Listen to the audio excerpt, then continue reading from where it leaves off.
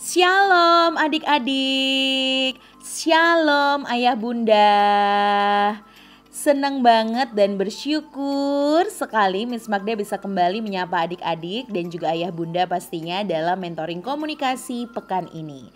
Apa kabar nih adik-adik? Semoga kabarnya semuanya sehat, semuanya selalu semangat ya, dan pastinya selalu sukacita. Amin. Kabar Miss Magda juga demikian.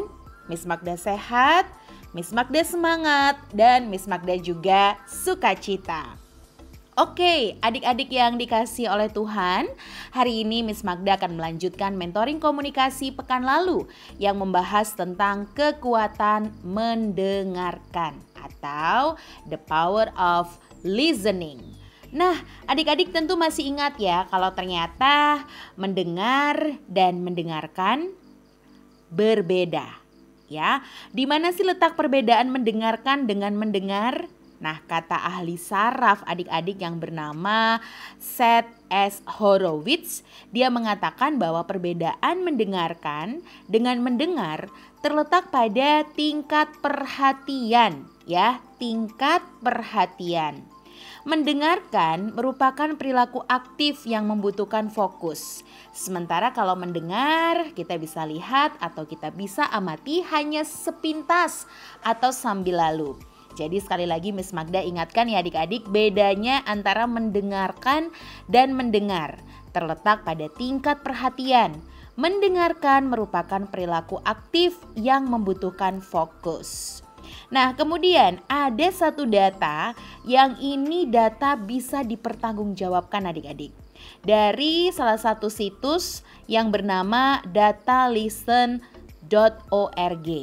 Di sana dituliskan, mayoritas orang terdistraksi atau memiliki melakukan hal yang lain selama 3/4 waktu yang semestinya dihabiskan untuk mendengarkan. Jadi begini adik-adik, ketika kita mendengarkan orang berbicara 10 menit misalnya, ya 10 menit berbicara. Nah, peluang untuk kita tuh ngalamin gangguan dalam fokus atau mendengarkan kurang lebih adik-adik 7,5 menit. Wah, ngeri sekali ya.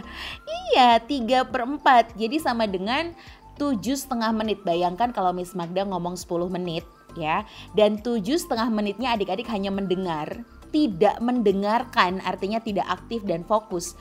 Ya, bisa dibayangin yang kalian tangkap atau kalian mengerti hanya 2,5 menit. Wah, ngeri ya adik-adik ya. Jadi ternyata mendengar ini ada banyak distraksi atau gangguannya gitu ya. Tapi gak apa-apa, karena ternyata ada kabar baiknya dari mendengarkan ini. Kita kalau mendengarkan adik-adik, terutama kata-kata, ya kata-kata itu dalam 1 menit kurang lebih kita ucapkan ada 125 sampai 150 kata per menit adik-adik. Atau kalau kita berpikir misalnya kita memikirkannya tuh kurang lebih bisa 1.000 sampai 3.000 kata per menit. Ini kalau kita mikir loh ya, mikir loh adik-adik ya.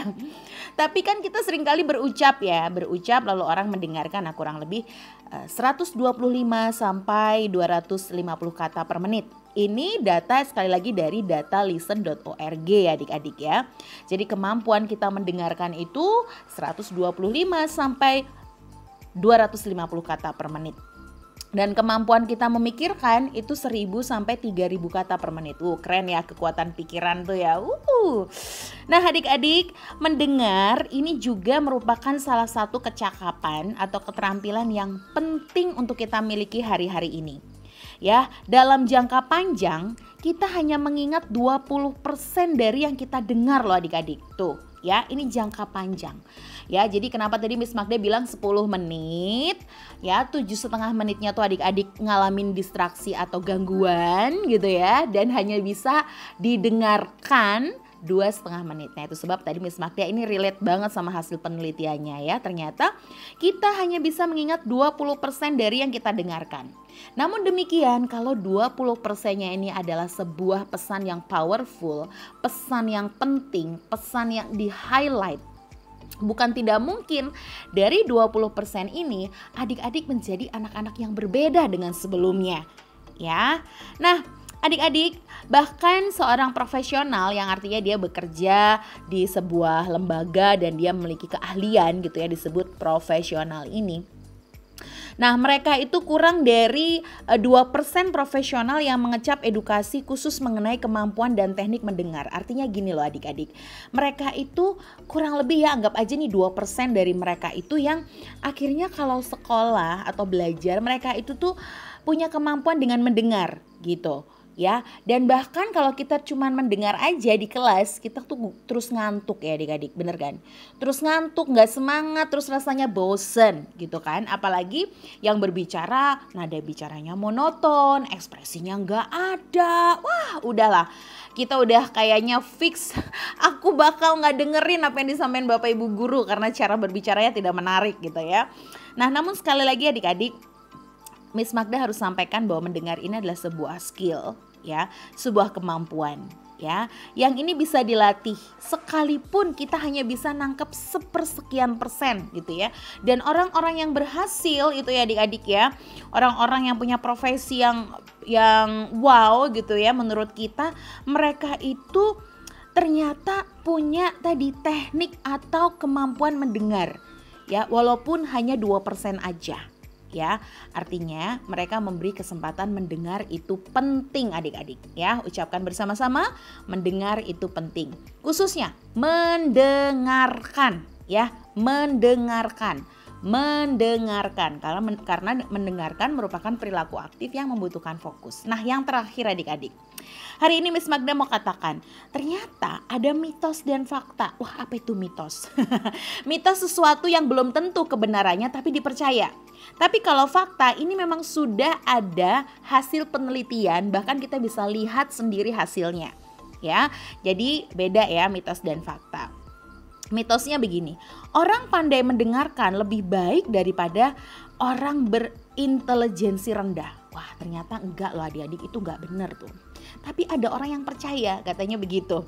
Katanya lebih baik orang yang pandai mendengar itu lebih baik daripada orang yang cakap secara intelektual. Atau dia bilang kalau orang pandai mendengar tuh intelektualnya rendah. Ternyata enggak adik-adik, karena faktanya siapapun bisa jadi pendengar yang baik jika dia mau berlatih.